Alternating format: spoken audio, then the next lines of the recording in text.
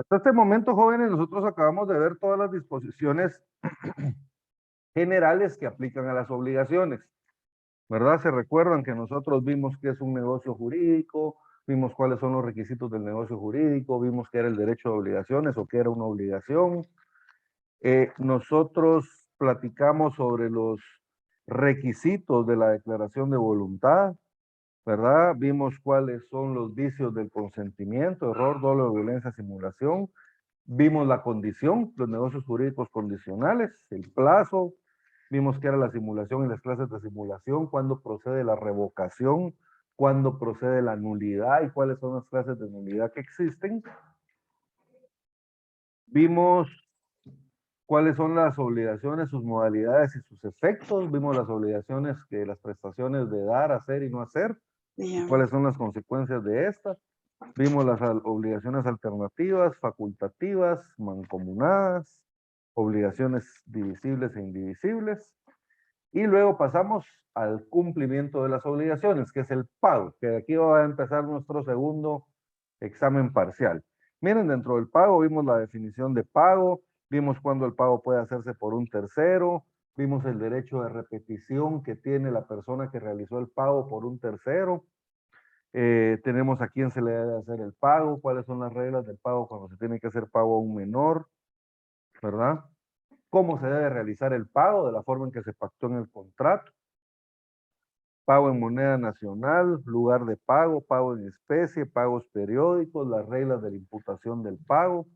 Luego vimos qué es el pago por consignación, ¿se recuerdan? ¿Y cuáles son las reglas del pago de consignación? ¿Cuándo va a ser válido? Luego vimos el pago por... Licenciado, perdone. ¿Qué amparo? Fíjese que en el formato que mandó ahorita para la asistencia no aparece el sexto semestre y no deja enviarlo.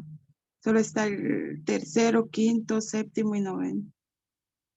Ok, permítanme, voy a escribirle al coordinador, a ver a ver si me manda otro Sí, link. fíjese que yo ya lo llené y sí me apareció el sexto semestre y sí me dejó enviarlo. ¿Ya A mí probó? no. O ahí solo Sí, que Lick, yo ya lo llené, no sé por qué no le deja la compañera. tal vez cerrarlo, Amparo, y volverlo a abrir. Bueno, gracias. Va a ver si así A mí tampoco me ya le permite. apareció, Lee, que el El sexto sexto. semestre, solo el quinto. Ok, va, probemos, jóvenes, a cerrarlo y abrirlo de nuevo, y si no me avisan, entonces ya le escribo yo al coordinador por si hay algún problema. Eso es lo que les digo, miren que a veces las herramientas de Google funcionan normalmente muy bien, pero de repente pueden dar un problema. A mí me funcionó re bien con los exámenes parciales, y cuando el día del final, el problema, ¿va, jóvenes? Y me tuve que poner a teclear de nuevo el examen en Word para podérselo mandar a los alumnos, que no nos dejaba bajar el examen. Entonces, pero bueno, probemos hacerlo de esa forma, y si no, yo platico con el coordinador para que nos vuelva a enviar el formulario, o que os corrijan ahí, no sé qué es lo que habrá que corregir, No, ¿verdad? licenciado, perdone, ya lo abrí 3 veces y no. Bueno, También lo volví a abrir y sale el quinto semestre. Igual, Lee, a mí también. ok, permítanme un segundo. Voy a escribirle al coordinador.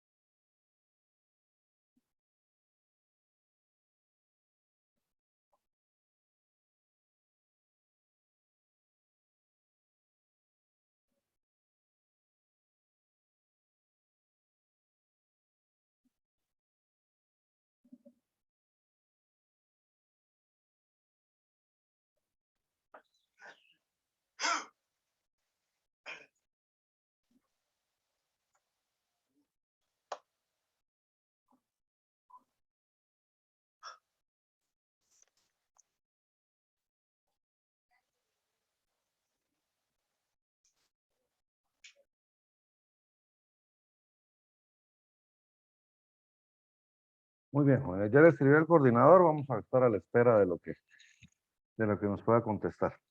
Bien, entonces decía pagos por consignación, pagos por cesión de bienes.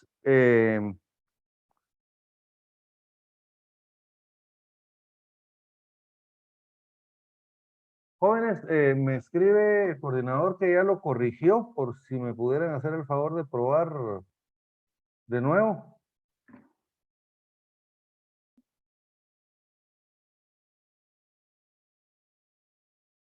Y me cuentan. Sí Ya aparece, aparece. Lick. Sí, perfecto. Sí aparece.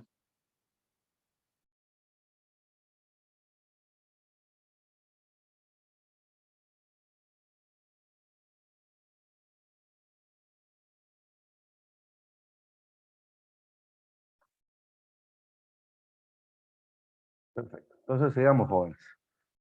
Miren, ahí rapidito nos solucionó el coordinador, ya ven. Cuestión de minutos. Bien.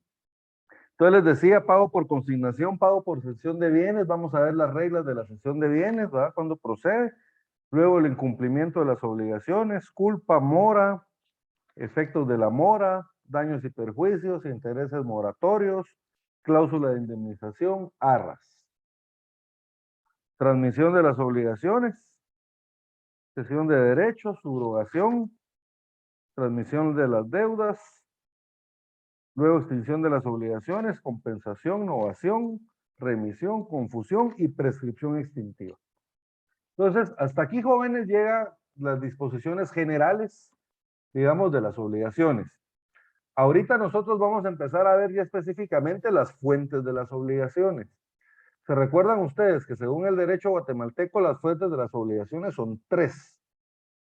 Primero tenemos los contratos, luego tenemos los hechos lícitos sin convenios y por último tenemos los hechos y los actos ilícitos. Entonces vamos a ir viendo cada una de ellas.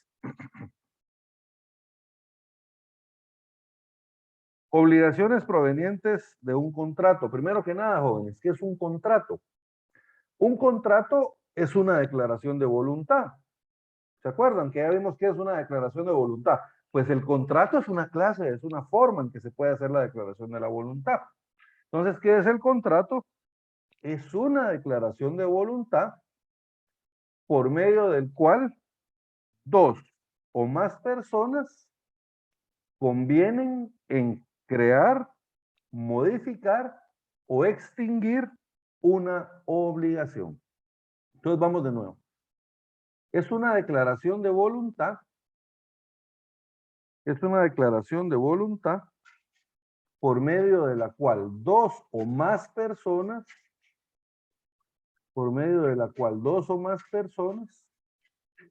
convienen en crear, modificar o extinguir una obligación. Entonces, miren, pues primero es una declaración de voluntad, ¿verdad? Las partes declaran. Y eso lo tenemos aquí donde establece, miren, las partes convienen. Al decir esa palabra convenir, quiere decir que las partes están de acuerdo en hacerlo, ¿verdad? Yo le digo a Ada, mire Ada, deme 100,000 quetzales. ¿Por qué motivo Ada me los va a dar a mí? ¿Entienden? Para que ella me dé 100,000 quetzales, tal vez me los va a prestar. Mire Ada, yo necesito que usted me preste 100,000 quetzales. Pero viene Ada y me dice, mire, pero ¿y cómo me garantiza usted esa obligación?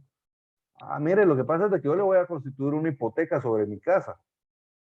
Y además, mire, Lourdes va a ser mi fiadora. Vamos bien, entonces así sí le presto los 100,000 quetzales. Miren, nos pusimos de acuerdo, hay un convenio entre las partes, ¿verdad? ¿Y cómo me los va a pagar? Ah, mire, yo le voy a pagar 10,000 quetzales más mensuales y le voy a pagar el 6% de interés anual sobre saldo. Ah, está bueno, me dice. Entonces, miren, ahí nos estamos poniendo de acuerdo, ese es el convenio que llevamos nosotros, miren. Entonces, hay contrato cuando dos o más personas convienen. Ahí es el convenio. Nos ponemos de acuerdo en todo lo que va a aplicar en el contrato. ¿Para qué nos ponemos de acuerdo? En este caso, para crear una obligación. Miren, Por medio de esa obligación, ella se compromete a darme 100,000 quetzales y yo me comprometo que en un determinado tiempo y de la forma pactada le voy a devolver esos 100,000 quetzales más sus intereses. Si yo no le pago, mire, constituimos dos garantías para que ella pueda cobrar su obligación, para garantizar el cumplimiento de la obligación. Un fiador con Lourdes y una hipoteca, ¿verdad? Con mi casa. Entonces, ahí nos estamos poniendo de acuerdo en cuanto a la obligación. Podría ser también modificarla, ¿verdad? Ya creamos una obligación y ahora le digo, mire, fíjese que yo necesito que me dé 50,000 quetzales más prestados. Entonces, me dice, sí, está bueno. Entonces, miren, hacemos otro contrato y en ese contrato hacemos ver de que teníamos una obligación previa y que ahora vamos a ampliar la cantidad de la obligación en 50,000 quetzales. ¿Estamos bien? Y para eso vamos a ver que también Lourdes tendría que aceptar que sigue siendo fiadora de la obligación porque ya la ampliamos. Entonces, miren, todo esto tiene que ser, aquí no podemos obligar a nadie, todo eso tiene que ser convenido por las partes. ¿Qué estamos haciendo aquí? Modificando una obligación. O pudiera ser extinguirla. Miren, una carta de pago. ¿Verdad? Yo le pago a Ada y Ada me hace un documento mediante el cual ella hace constar de que ya se realizó el pago. O se acuerdan de la remisión. Tal vez ella hace un documento en el cual me perdona la deuda, extinguimos la obligación también. Entonces puede ser para crear, para modificar o para extinguir la obligación. ¿Estamos bien? Esto lo tenemos en el artículo 1517. Ahí tenemos una definición legal de lo que es contrato. Por favor, Lourdes.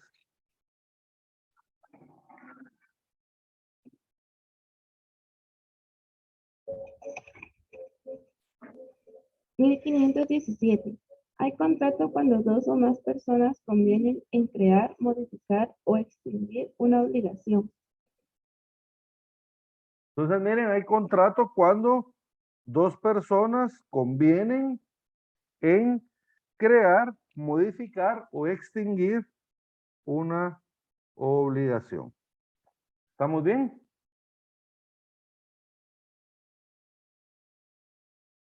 Pero permítanme un momentito, jóvenes.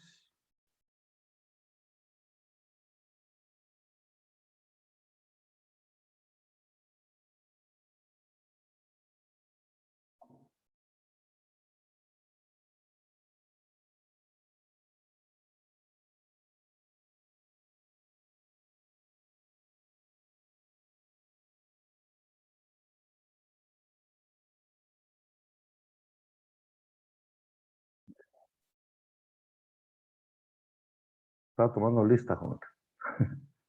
Bien. Entonces, ahora, los contratos, jóvenes, hablando de forma general, vamos a ver de que los contratos también, en particular, cada uno de los contratos podría señalar algo diferente, pero de forma general, los contratos se perfeccionan con el simple consentimiento de las partes. ¿Estamos bien? Esto lo tenemos en el artículo 518. ¿Qué quiere decir? Que al las partes ponerse de acuerdo, por ejemplo, en la compraventa, cuando las partes se ponen de acuerdo en cuanto al precio y en cuanto a la cosa, se tiene por perfeccionada la compraventa, aunque ni uno ni el otro sea entregado. ¿Estamos bien? A eso se refiere este artículo 1518. Por favor, Leslie.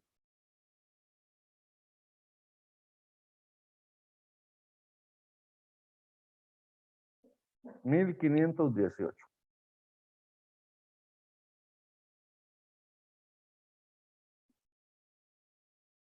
¿Lo puedo leer, Johnny?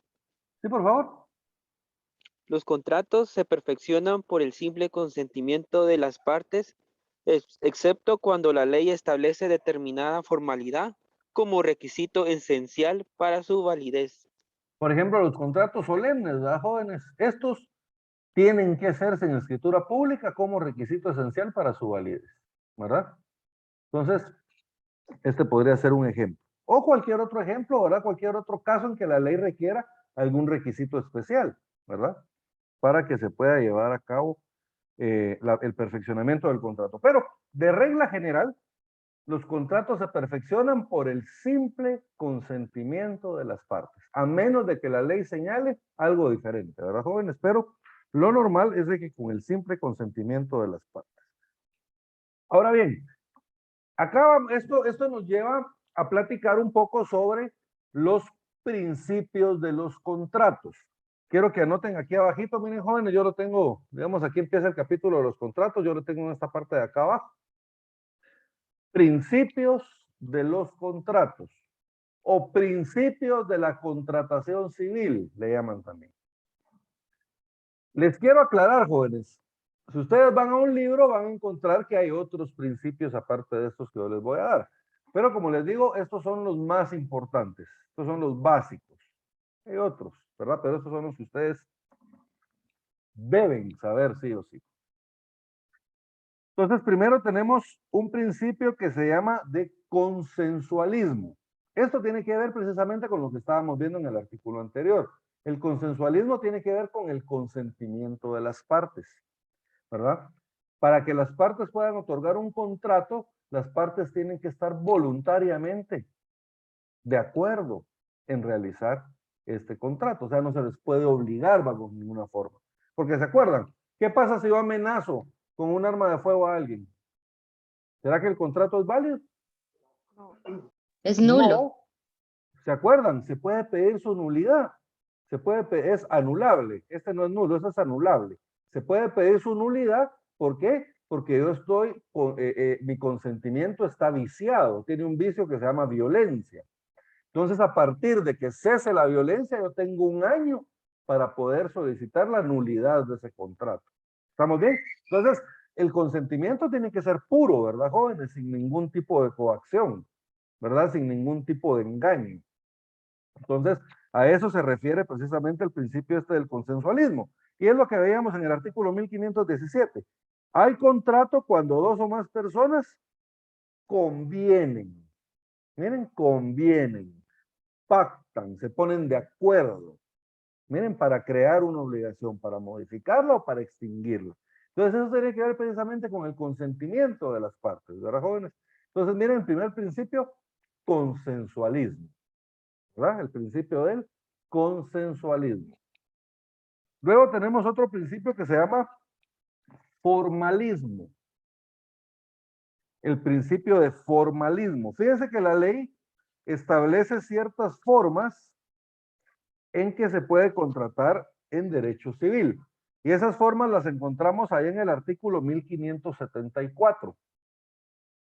Si podemos ir por favor hasta el artículo 1574, ahí vamos a encontrar la forma. Entonces, el principio de forma se refiere a todos aquellos requisitos formales que la ley establece, ¿verdad? Para la validez de un contrato. ¿Y cuáles son las formas que podemos utilizar? En el artículo 1574 establece, podemos contratar por medio de una escritura pública. Podemos hacerlo mediante documento privado o por acta levantada ante el alcalde. Ese documento privado, les aclaro, jóvenes, puede tener legalización notarial de firmas o no. Si nosotros hacemos un contrato privado sin firmas legalizadas, ¿es válido? Sí, es válido. Lo que pasa es que probablemente vamos a tener que reconocer las firmas ante el juez, pero el contrato es válido. En cambio, cuando el contrato lleva firmas legalizadas por un notario, ya no es necesario que las partes comparezcan a reconocerlas ante el juez. Por eso es que acostumbramos a legalizar las firmas, ¿verdad? Luego, por correspondencia, miren, se puede contratar por correspondencia. Acá no establece correspondencia en papel o correspondencia electrónica, ¿verdad, jóvenes? Realmente esto lo podemos adaptar ya a los tiempos modernos y puede utilizarse para correspondencia electrónica también. Verbalmente. Y vamos a encontrar también que se puede hacer por teléfono, ¿verdad? Por el 1524. ¿Verdad? También se puede hacer mediante el teléfono, como cuando ustedes piden comida o piden que les lleguen algún insumo a su casa por teléfono, algún comerciante, y ellos se los llevan. Eso es una contratación por teléfono. Entonces ya vieron las diferentes formas de contratar en civil. Puede ser por escritura pública, documento privado, acta levantada ante el alcalde, lo podemos hacer verbalmente o lo podemos hacer por correspondencia, incluso lo podemos hacer también por teléfono. Y ahora que está muy de moda, ¿verdad, jóvenes? Por la tecnología, hacerlo por internet. Vean que ahora hasta comida puede pedir uno por la página o por la aplicación. Entonces, son las diferentes formas de contratar que establece la ley. Precisamente a eso se refiere ese principio de formalismo. Y por último, jóvenes, tenemos un principio que se llama el principio de la autonomía de la voluntad. Esta, como su nombre lo indica, jóvenes, lo que quiere decir es de que nuestra voluntad es totalmente autónoma. ¿Qué quiere decir esto? Que nosotros podemos contratar básicamente lo que querramos, en la forma en que querramos, siempre y cuando no sea contrario a la ley. Les voy a poner un ejemplo. Yo tengo una casa que vale 200,000 quetzales y yo podría venir y decirle a Kiara, mire Kiara, yo le vendo mi casa en 10 quetzales o en 100 quetzales. ¿Podría? ¿Qué dicen ustedes? ¿Puedo o no puedo? Es más, no se la voy a vender, se la regalo. Y puede porque es suyo. Puedo, porque es mía. Y básicamente yo puedo hacer con mis cosas lo que a mí se me dé la gana. Yo les ponía un ejemplo un día, yo podría venir y prenderle fuego a mi carro. Sí, porque es mío. Lo único que tendría que ver es hacerlo con las medidas de seguridad para no quemar la casa o el carro de alguien más, pero de que lo puedo hacer porque es mío, yo puedo hacer con mis cosas lo que yo quiera. Yo podría agarrar mi celular y destruirlo. Puedo, ¿me entienden? No hay ningún problema. Y de esa misma forma, yo podría venir y yo podría contratar sobre mis bienes de la forma que yo quiera. Contrario sensum. Yo tengo una casa que vale 200,000 quetzales. Yo la podría vender en 500,000 quetzales. Sí. El doble de lo que vale. Claro que puedo. Y si encuentro a alguien que me lo pague, ¿ah? Como dicen en mi pueblo, si encontrás un bruto que te lo pague, pues, ¿ah? Autonomía de la voluntad, jóvenes. Básicamente nosotros podemos contratar lo que nosotros querramos. Solo a manera de ejemplo. En el derecho laboral, ustedes ya vieron derecho laboral, ¿no? ¿Sí? En el derecho laboral se recuerdan de que hay uno de los principios del derecho laboral es que limita la autonomía de la voluntad de los contratantes, del trabajador específicamente. Entonces, en el derecho de trabajo, como está limitado ese principio de autonomía de la voluntad, ustedes no pueden contratar derechos menores a lo que la ley les establece. O sea, por ejemplo, ustedes no pueden poner en un contrato ganar menos del salario mínimo. Nah, de que pueden, pueden. Pero al momento de terminar la relación laboral, ustedes pueden ir con el juez y judicialmente exigirle al patrono que le pague la nivelación de todos esos salarios mínimos que no le pagó. ¿Estamos bien?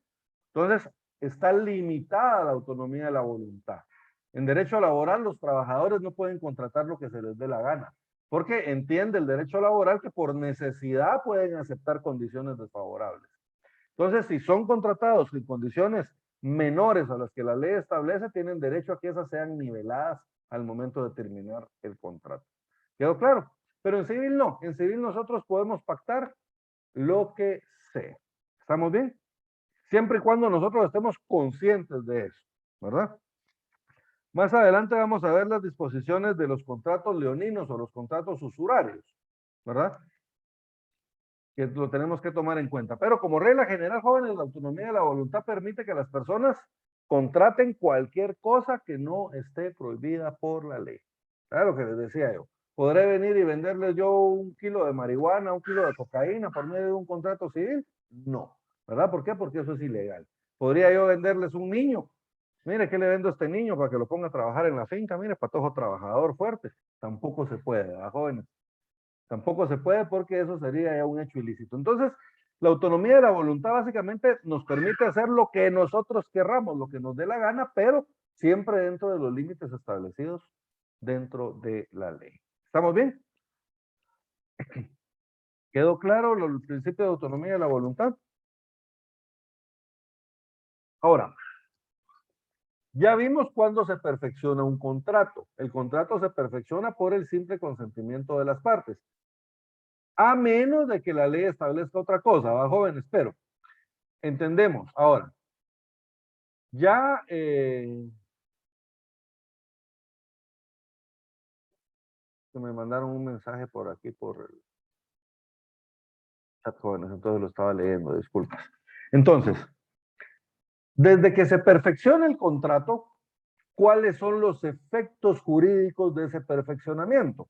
Bien, básicamente el efecto jurídico de que se perfeccione el contrato es que este, al estar perfecto, obliga a los contratantes a cumplir lo convenido, ¿verdad? A cumplir lo convenido. ¿Se acuerdan? A mí Leslie, no, ¿quién era? Ada, habíamos pactado de que ella me iba a dar 100,000 quetzales y que yo se los iba a devolver en el plazo de un año, pagándole el 6% de interés anual sobre saldo. Entonces, ¿cuál es el efecto de ese contrato? Que por medio de ese contrato, Ada se obliga a darme esos 100,000 quetzales. Y yo me obligo a pagárselos en la forma en que lo pactamos en el contrato. ¿Estamos bien? Y luego nos aclara la ley, lo que les decía yo, siempre y cuando sea dentro de los límites legales, ¿verdad? Siempre y cuando lo que estemos contratando sea legal, ¿verdad? Como les decía, yo no le puedo decir a mire, denme 150,000 quetzales y yo le voy a dar 1 kilo de cocaína.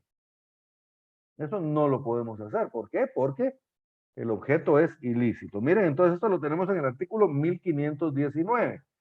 Efectos del perfeccionamiento de un contrato. ¿Quién le tocaba leer, jóvenes? Ada, ¿verdad? Por favor, Ada. Ada Gómez. Muy bien, gracias, licenciado. 1519, ¿verdad?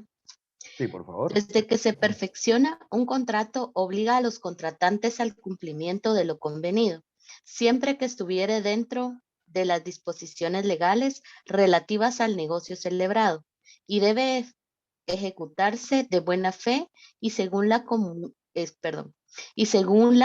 intención de las partes. Estamos bien, entonces, mire, establece que los contratos deben ejecutarse de buena fe. O sea, de buena fe quiere decir de que yo no tengo que tener la intención de dañar a la otra parte, ¿verdad? O sea, mis sentimientos con respecto al contrato deben de ser puros, ¿verdad, jóvenes? O sea, cumplir con el contrato sin ningún problema. No deberían de estarme exigiendo el cumplimiento del contrato o presionándome, mire, ¿cuándo me lo va a cumplir? Quedamos para tal fecha. La idea es de que el contrato se cumpla de buena fe, la forma en que lo pactamos, ¿verdad? Por algo nos pusimos de acuerdo, ¿verdad? Esa es la idea. Yo he platicado con la gente de negocios y la gente de negocios, ellos lo que andan viendo siempre es cómo generar dinero, ¿verdad? Cómo generar dinero.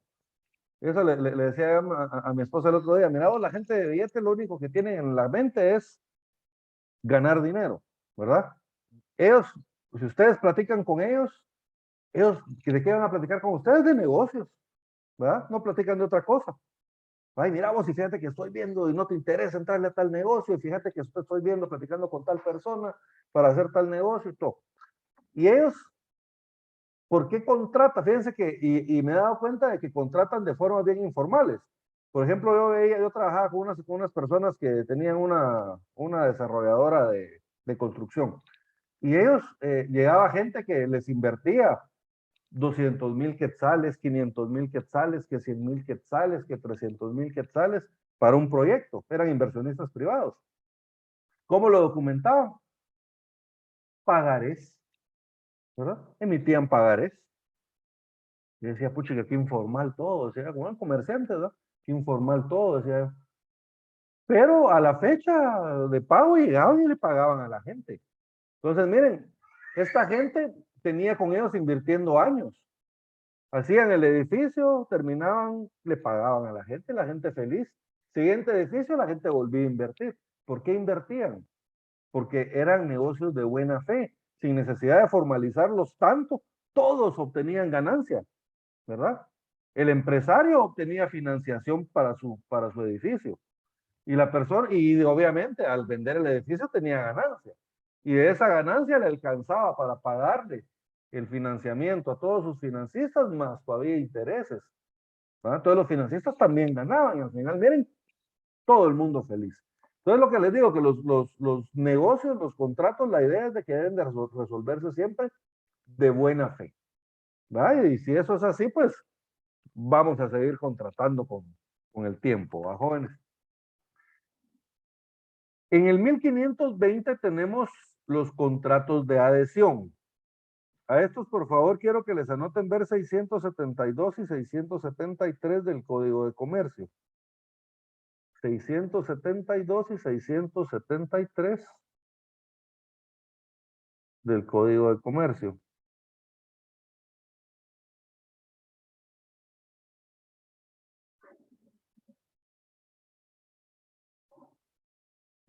Bien, el contrato de adhesión, jóvenes, es un contrato en el que, ¿se acuerdan que yo lo primero que les dije fue que en el contrato las partes se ponían de acuerdo y convenían cuáles eran las estipulaciones del contrato? Bien, en el contrato de adhesión no pasa eso.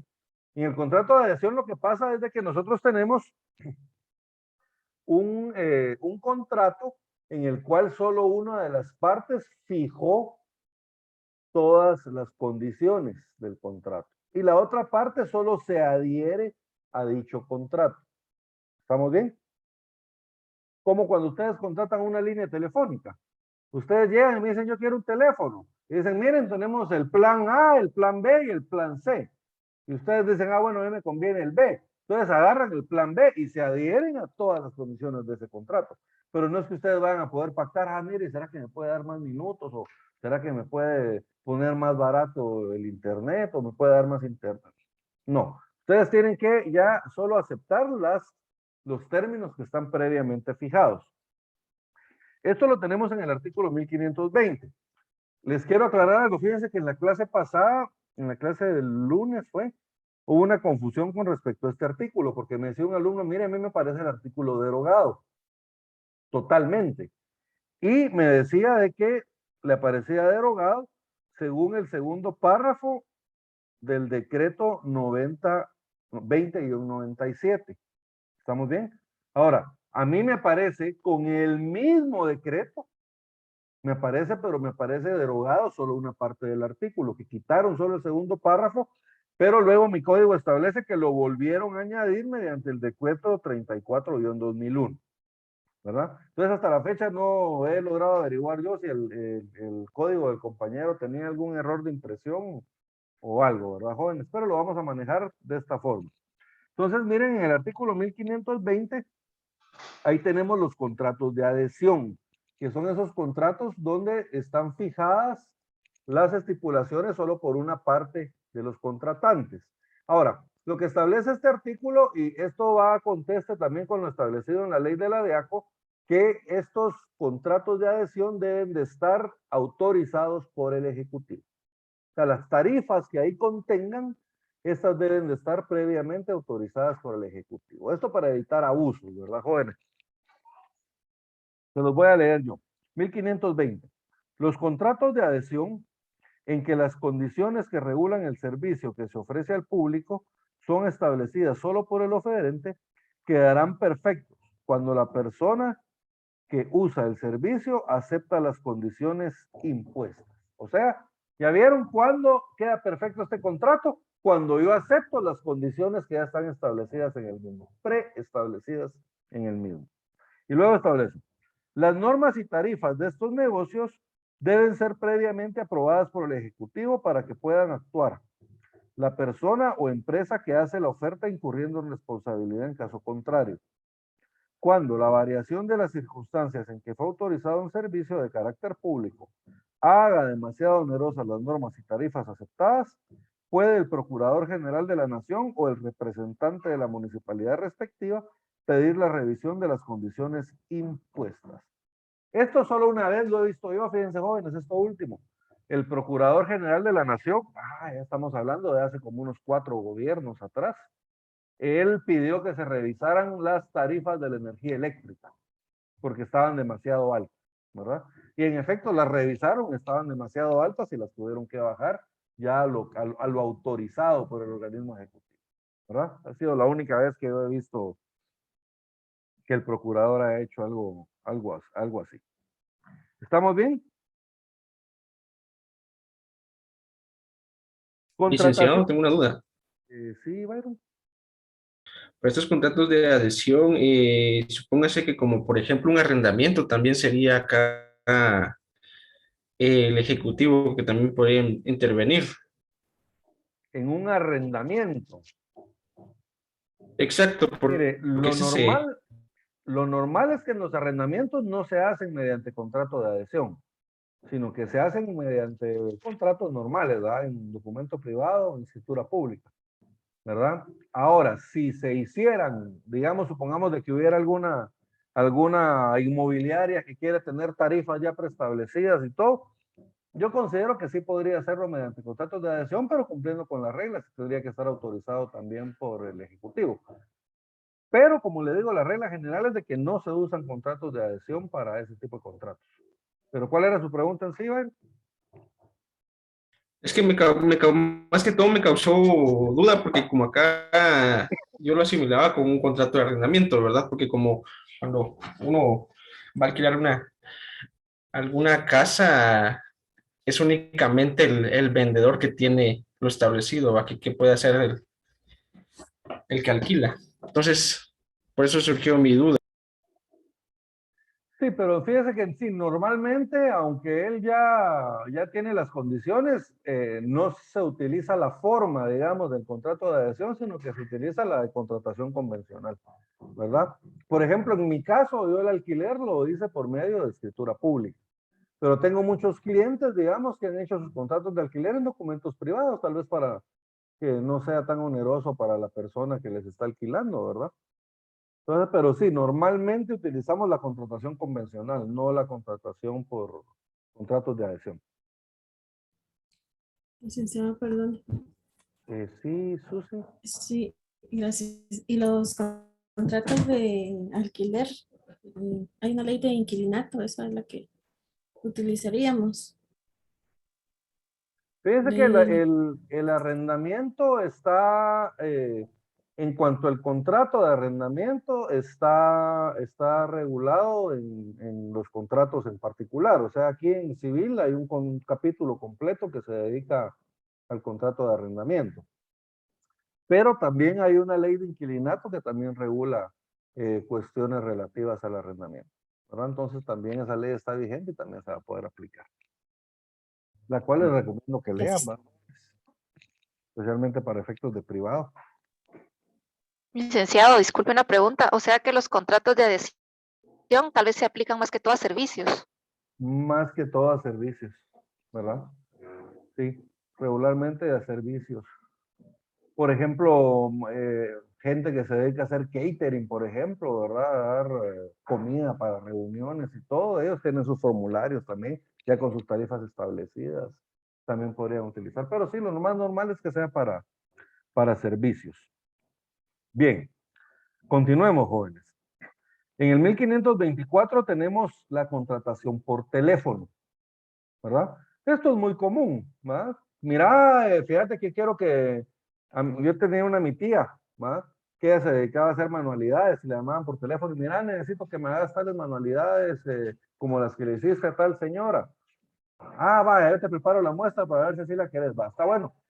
Contrataban todo por teléfono y contrataban el precio y todo y ya pactaban la fecha en que se entregaba. No digamos, ¿verdad, jóvenes? Por ejemplo, cuando ustedes piden comida, ¿verdad? Llaman a McDonald's, a Pizza Hut o cualquier lugar de comida rápida, ¿verdad? O por ejemplo, ahora está muy de moda de que uno compra un casco, lo pide por teléfono, por internet, ¿verdad? Compra cualquier cosa y uno lo pide por teléfono y se lo llevan a la casa por cuestiones de la pandemia, ¿verdad, jóvenes? Que mucha gente no quiere salir. Está bueno que no salgan. Entonces, la modalidad esta de contratación por teléfono siempre ha existido, ¿verdad? Lo que pasa es de que ahora ha ganado como más auge por la cuestión de la pandemia. Eso lo tenemos en el 1524. Por favor, ahí pónganle contratación por teléfono. Ada, Saraí. 1524. El contrato por teléfono se considera celebrado entre presentes y tanto en este caso como en el del artículo anterior, el contrato se reputa celebrado en el lugar en que se hizo la oferta. ¿Verdad? Se reputa celebrado en el lugar en el que se hizo la oferta. Muy bien. Efectos del contrato. Artículo 1534. Por favor, ahí anoten en grande. Efectos del contrato. Aunque ahí lo dicen en el epígrafe, pero anótenselo a mano también para que resalte. Y eso lo marcan con su color. En el 1534, básicamente lo que establece, jóvenes, es de que las personas cuando celebran un contrato están obligados a cumplirlo. Ese es el efecto del contrato.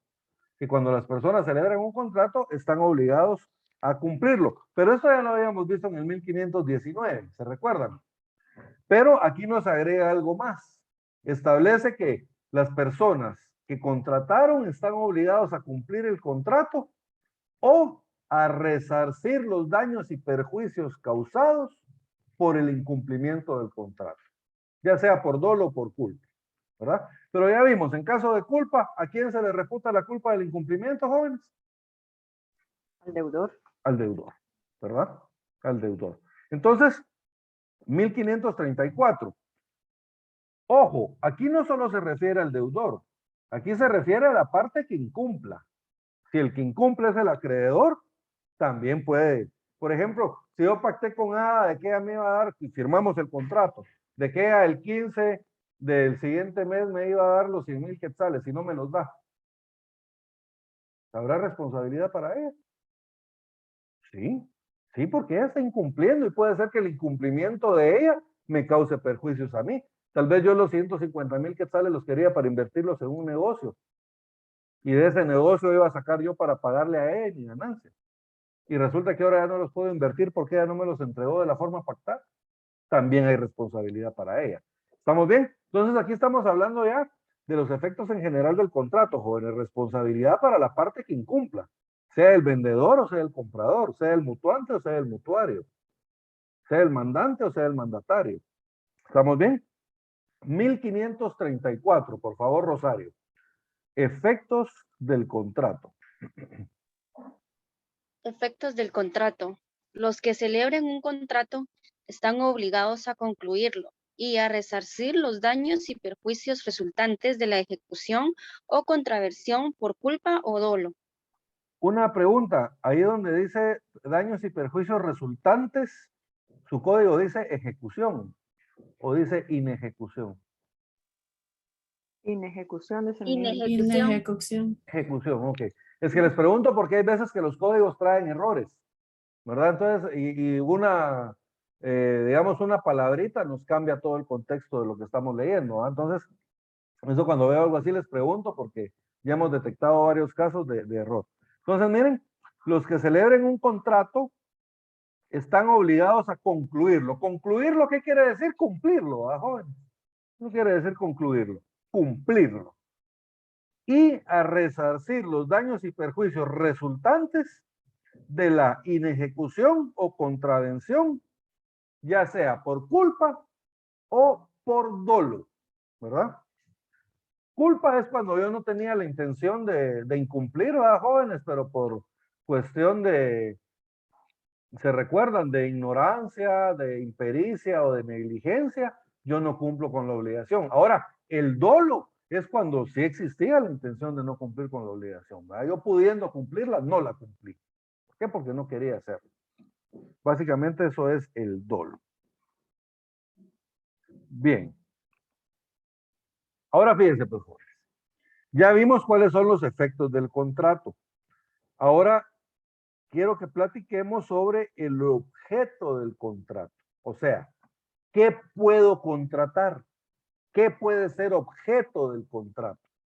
¿Estamos bien? Por ejemplo, yo podré contratar una casa. Digamos, podría vender una casa. Sí. O podría alquilar una casa. Ese sería otro contrato sobre una casa. Miren, sí puedo. ¿Podría yo vender un carro? ¿Podría yo vender 5 cabezas de ganado? ¿Podría vender una camada de perritos? ¿Podría yo pedir dinero prestado a una persona? Sí. ¿Podría yo vender una cosecha que todavía no tengo? Una cosecha que voy a tener yo en noviembre. ¿La podré vender? Sí. Sí. Sí, sí puedo. Fíjense, pues, ¿podría yo vender los derechos sobre la herencia de mi papá? Los derechos, sí. Sí. Mi papá está vivo. No. Hasta que mi papá Hasta que fallezca, fallezca. entonces ahí nacen mis derechos hereditarios. Hasta ese momento yo voy a poder venderlos. ¿Va? Entonces, si ya existen esos derechos, sí los puedo vender. Antes de que existan, no. Entonces, a eso me refiero yo con el objeto del contrato. Miren, jóvenes, con lo que puede ser objeto de la contratación. Entonces, básicamente la ley establece que nosotros, el objeto de la contratación puede ser cualquier objeto, siempre que no sea contrario a la ley, siempre que no sea ilícito. Si el objeto es ilícito de alguna forma, yo no puedo contratar. Por ejemplo, ¿qué sería un objeto ilícito? ¿Podría yo vender una casa de A? No, No, porque no es de su propiedad. no es de mi propiedad.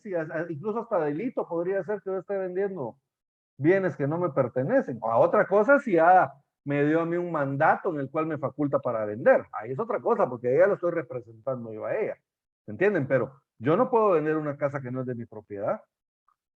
Sin entrar en el típico ejemplo, ¿les podría vender yo 1 kilo de droga? No, no se puede. ¿Les podría vender un niño? No se puede. ¿Estamos bien? Entonces, básicamente la ley establece que el objeto del contrato puede ser cualquier objeto siempre y cuando sea lícito. E incluso nos dice, se puede contratar sobre las cosas que existen, que ya existen, o sobre las cosas que se espera que existan. Siempre que yo las pueda calcular, por lo menos en cuanto a su especie. Entonces, por ejemplo, yo tengo una perra pastor alemán, se las voy a enseñar, miren, tengo 2 de hecho. ¿Se las logran ver ahí? Mamá e hija, son una belleza. Entonces, fíjense pues, supongamos de que yo tuviera cargada una de las perras. Según el ultrasonido, pues ya nos dimos cuenta de que está cargada. ¿Podría vender yo esa camada de perritos antes de que nazcan? Sí, lo único que tengo que poder calcularla por lo menos en cuanto a su especie. ¿Cuál es la especie? Son perros de la raza pastor alemán. Y te los voy a vender, por darles un ejemplo, a 100 quetzales cada uno. Entonces, ¿de cuánto va a ser el total de la obligación? Depende de cuántos perros nazcan. ¿Ah? Cuando mi perra grande, ella tuvo una camada nada más, de la cual nació la otra perrita que tengo ahí. Ellos fueron 4 perros. Entonces, miren, si yo hubiera vendido los 4 perros, 400 quetzales, 100 por cada perro. Pero hay camadas de 9 y 10 perros. ¿Ah? Entonces, depende de qué cantidad de especie van a tener. Pero se tiene que poder calcular por lo menos en cuanto a la especie. Perros de la raza pastor alemán. ¿Estamos bien? Ya cuántos nazcan, pues ya calcularemos el precio en total. Entonces, a eso se refiere ese artículo, jóvenes, al objeto de la contratación. ¿Qué es lo que yo puedo contratar? ¿Qué es lo que yo puedo poner en un contrato que yo puedo contratar? Entonces, a eso se refiere el artículo 1538. Por favor, Kiara. 1538. Objeto del contrato. No solo las cosas que existen pueden ser objeto de los contratos, sino las que se espera que existan, pero es necesario que las unas y las otras estén determinadas, a lo menos en cuanto a su género. La cantidad puede ser incierta, con tal que el contrato fije reglas o que contenga datos que sirvan para determinarla. Los hechos han de ser posibles, determinados, y en su cumplimiento han de tener interés los contratantes. ¿Estamos bien? Entonces, miren, no solo las cosas que existen pueden ser objeto de contrato, también las que se espera que existan.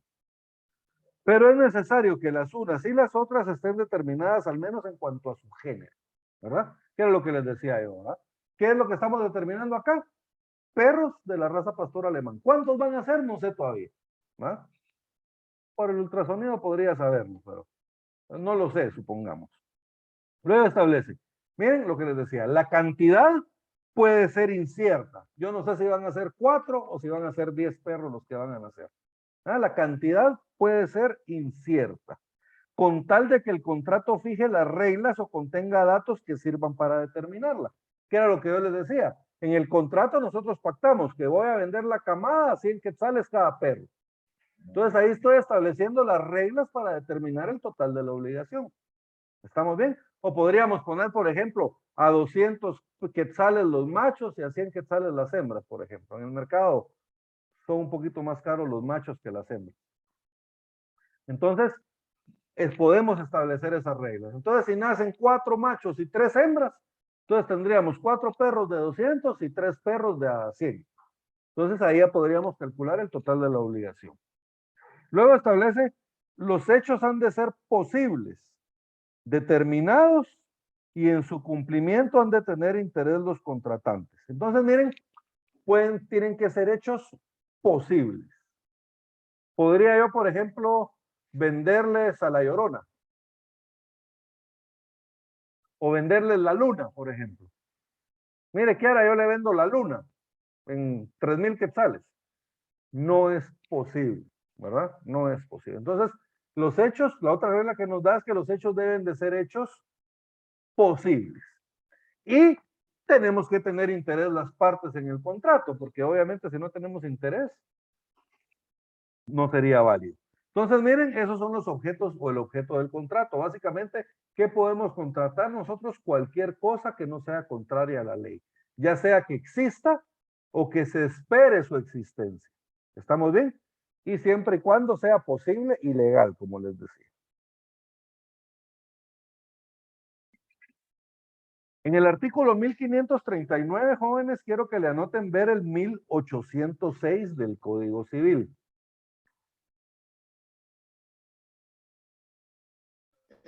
Lick, perdón, y solo tenía una consulta con respecto a este ejemplo de los perritos. Un ejemplo, el contrato se podría llevar a cabo cuando ya los perritos nazcan. Un ejemplo para que sea viable, porque pues no tenemos la certeza de que si ya vimos en el ultrasonido que son 10, los 10 nazcan con vida, ¿verdad? O si se puede Exacto. hacer antes que nazcan. Se puede hacer antes. Como le digo, siempre estableciendo las reglas para poder determinar cómo es que se van, cómo es que se va a calcular el costo total de la obligación. Digamos, ahí usted tiene razón. Yo les decía hace un rato, mi perra tuvo 4 perros. En realidad tuvo 7, pero de los 7 hubieron 3 que nacieron muertos. ¿Verdad?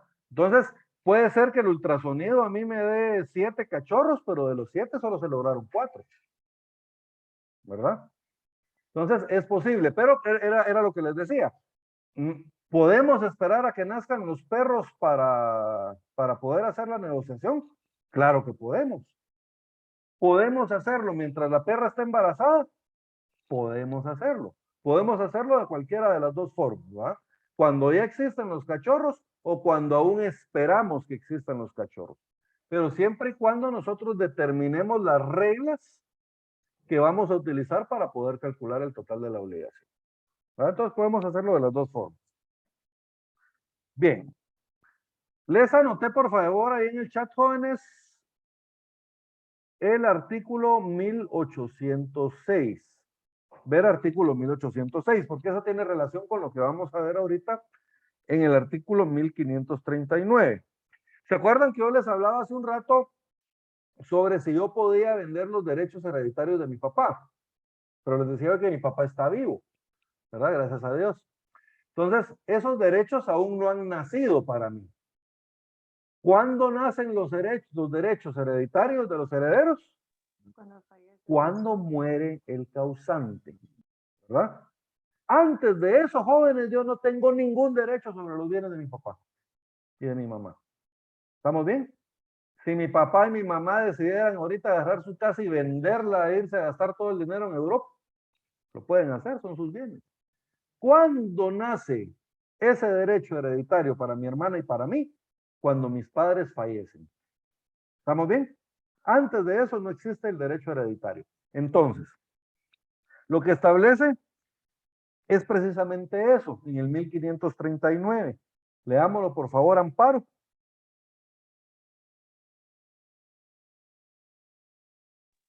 (1539) Se prohíbe todo contrato sobre el derecho de suceder en los bienes de una persona que no ha fallecido o cuyo fallecimiento se ignora. ¿Estamos bien? Entonces, miren, se prohíbe. Miren, es una prohibición expresa de la ley. Se prohíbe todo contrato sobre el derecho de suceder en los bienes de una persona que no ha fallecido o cuyo fallecimiento se ignora. ¿Estamos bien? ¿Se acuerdan ustedes de la nulidad, jóvenes? ¿Cuáles son las causas de la nulidad? Dice el consentimiento. Miren, establece 1301.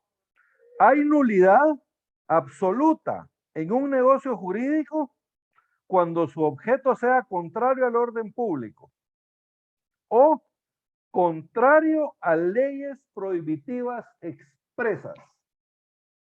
Esta que estamos viendo acá, jóvenes, miren, es una ley prohibitiva expresa. ¿Por qué? Porque la ley establece en el texto, se prohíbe. ¿Qué está haciendo? Prohibiendo algo. Bien. ¿Y qué es lo que prohíbe? Se prohíbe todo contrato sobre el derecho de suceder de los bienes de una persona que no ha fallecido o cuyo fallecimiento se ignora. ¿Qué quiere decir? Si yo realizo un contrato sobre mi herencia que voy a recibir de mi papá, que no ha fallecido, ¿cuál es el efecto? Es que ese contrato es nulo, no nace a la vida jurídica, no tiene ningún efecto. ¿Estamos bien? Y el artículo 1806, jóvenes, ahí tenemos la compraventa.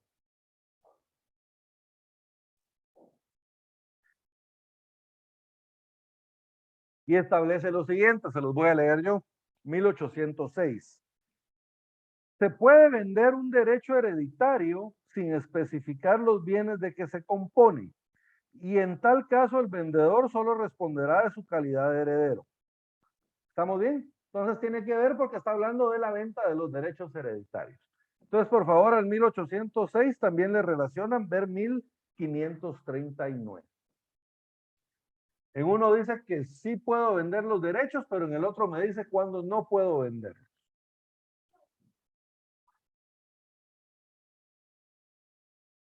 Muy bien. Ahora, jóvenes, quiero que me le pongan mucha atención al siguiente artículo, que es el artículo 1542. Ahí establece el epígrafe, si ustedes pueden ver, contratos usurarios o la usura. Y quiero que le anoten aquí a la par, por favor, contratos leoninos o contrato leonino. Si a ustedes les preguntan, puede ser que les pregunten qué es un contrato leonino, o puede ser que les pregunten qué es un contrato usurario, o puede ser que les pregunten qué es la usura. Básicamente se están refiriendo a lo mismo, que es lo que regula este artículo, ¿verdad? Entonces, en la doctrina de los contratos usurarios se le llama contratos leoninos. Ahora bien, fíjense.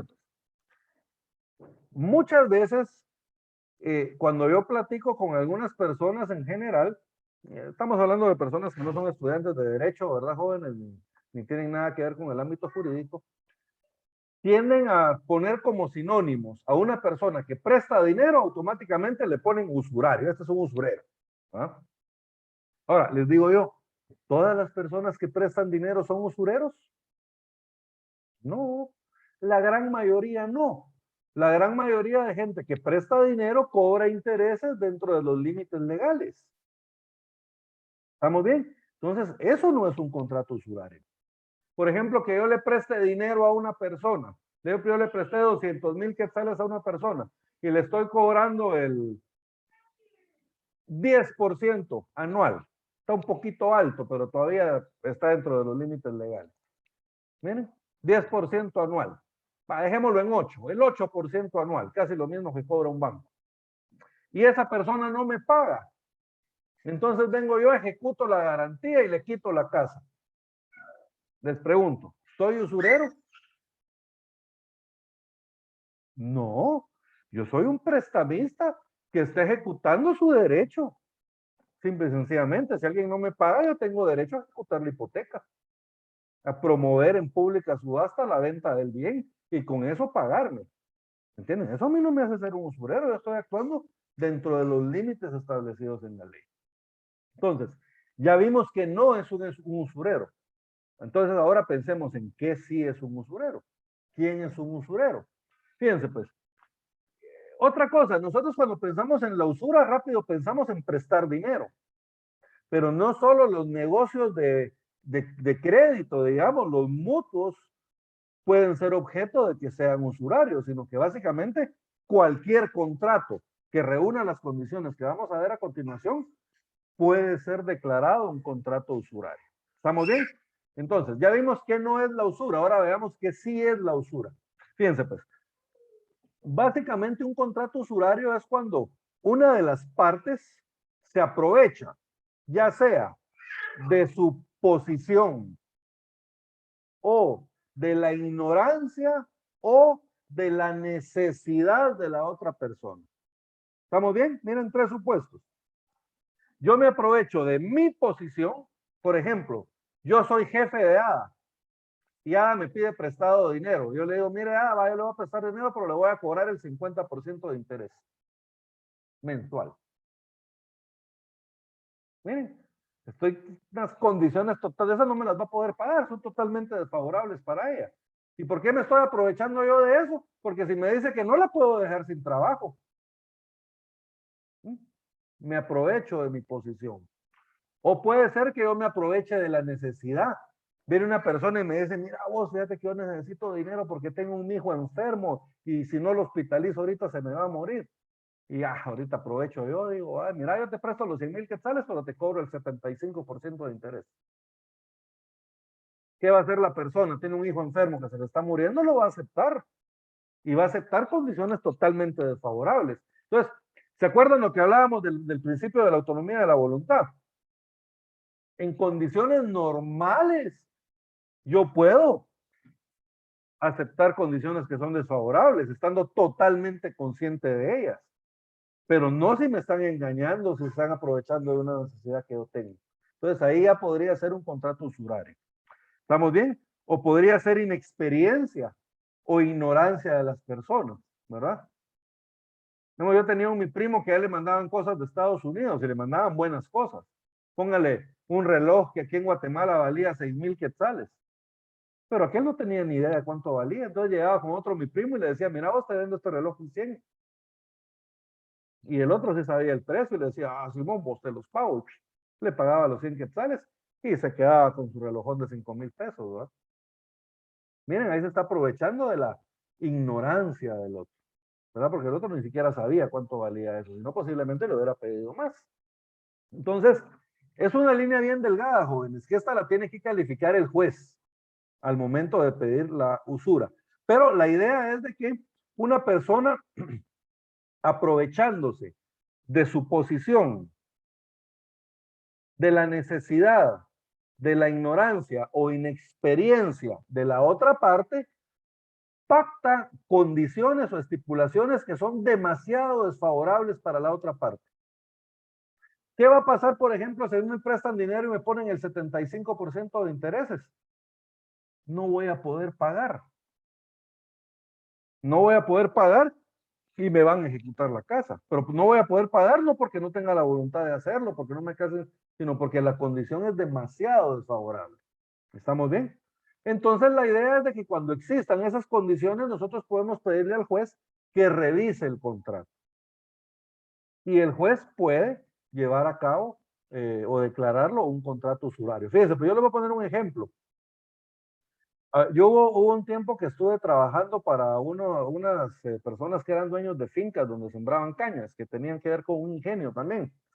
Pero ellos, aparte de sus fincas, ellos también arrendaban parcelas para sembrar más caña. Entonces, un día ellos tenían trato con una señora que normalmente les arrendaba, pero ese año les dijo que ya no les podía arrendar porque iba a perder el terreno. Entonces, pero no les pareció lo que la señora les había dicho y me llamaron a mí para que revisara el contrato. Fíjense pues, resulta que la señora no sabía leer ni escribir, la dueña de la parcela. La señora tenía a su hija enferma, grave en el hospital.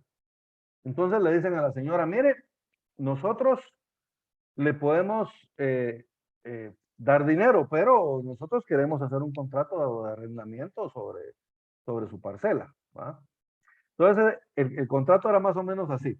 Era de que la señora, la parcela, digamos, por darles un ejemplo, la manzana estaba a 3,000 quetzales mensuales en ese tiempo.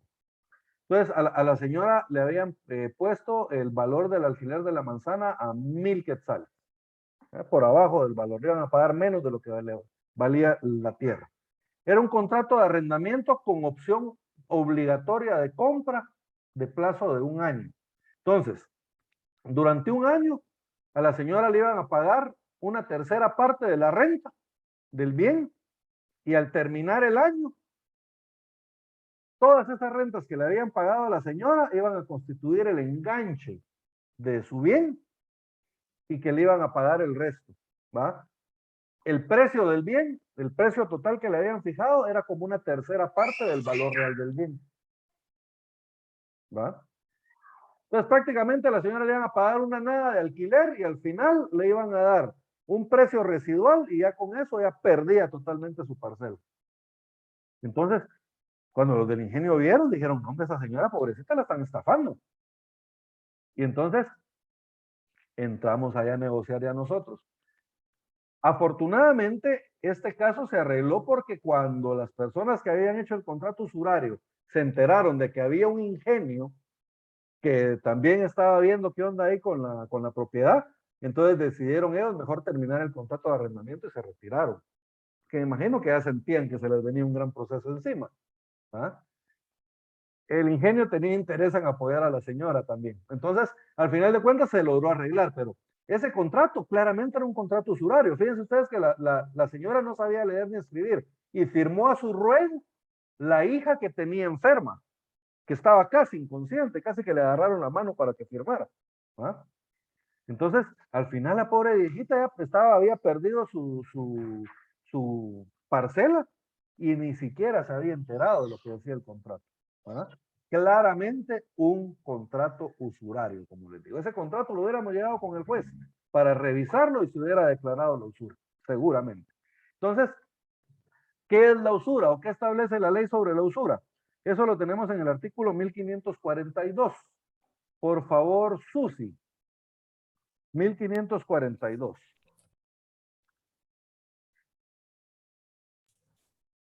Artículo 1542. Contratos usurarios. La persona que aprovechándose de la posición que ocupe o de la necesidad, inexperiencia o ignorancia de la otra, la induzca a conceder ventajas usurarias o a contraer obligaciones notoriamente perjudiciales a sus intereses.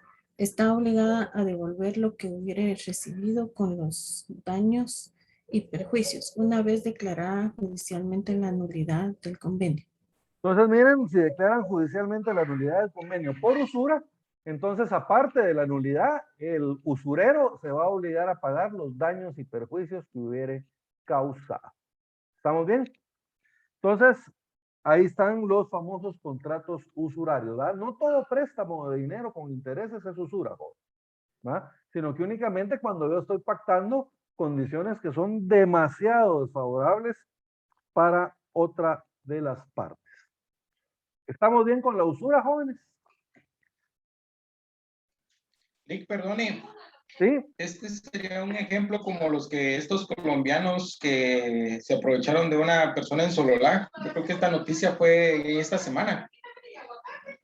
Sí. A eso lo podemos llamar usurarios. Esos son contratos usurarios, ¿verdad? Son contratos usurarios porque ellos se aprovechan de la necesidad de la persona, de la ignorancia de la persona y le prestan dinero, pero bajo unos intereses altísimos. ¿Y qué es lo que pasa? Que la gente no puede cumplir. No puede cumplir porque los intereses son más altos. Terminan pagando 10 veces la deuda. ¿Me entienden? Por los intereses tan altos que les ponen. Entonces, esos son contratos usurarios. Y en el caso de los colombianos, ¿a qué hace referencia el compañero, jóvenes?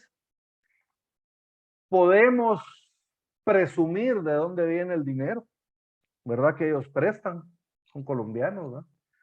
Entonces podemos presumir de dónde vienen esas cantidades de dinero que ellos prestan Y el problema es que para cobrarlos usan la violencia. Llegan, amenazan a la gente, les ponen una pistola en la cabeza y todo. Y no sé, por eso es que hay muchos alcaldes que han empezado a accionar contra ellos. Por ejemplo, ¿se acuerdan de Tres Quiebres? El alcalde de Ipala. Él lo sacó, casi que a punta de pistola, lo sacó del pueblo, ¿verdad? Y así han hecho muchos alcaldes. Y en el caso de Sololá, me recuerdo que estos últimos los agarraron y les aplicaron el castigo Maya, ¿no? Les dieron su chicoteada por andar haciendo negocios usurarios. Entonces, realmente, jóvenes sí son negocios usurarios, sí afectan a la población. Y las autoridades, pues sí deberían de ver qué hacen con esa situación, porque hay un montón de gente que se ve afectada. Entonces, contestando a la pregunta, sí, esos de los colombianos son contratos usurarios. Bien. Jóvenes, entonces, en la siguiente clase vamos a empezar a platicar lo relativo al saneamiento. ¿Verdad? Vamos a ver el saneamiento. Vamos a ver las clases de saneamiento que existen, ¿verdad? Saneamiento por evicción y saneamiento por vicios ocultos y cuáles son las reglas que aplican a cada uno de ellos. Luego, forma de los contratos, rescisión de los contratos y división de los contratos. Y ya con eso prácticamente estaríamos terminando las obligaciones provenientes de contrato. No me recuerdo, pero según recuerdo yo, van a haber unas 3 o si mucho 4 clases entre el examen en segundo parcial y los finales, ¿verdad, joven? Entonces, yo creo que es tiempo suficiente para poder terminar. Incluso tal vez podríamos hacer un pequeño repaso, ¿verdad? Entonces, vamos a dejar el día de hoy, jóvenes, acá en los contratos usurarios. Y en la siguiente clase vamos a ver ya lo que es el saneamiento. ¿Estamos bien? No sé si hay alguna otra duda. Les recuerdo, jóvenes, si hay alguien que tiene el link de asistencia, ahorita se los estoy enviando de nuevo. Si alguien tiene alguna duda con respecto al examen, jóvenes, aún hoy es el momento, porque yo a más tardar el lunes voy a estar remitiendo ya las actas.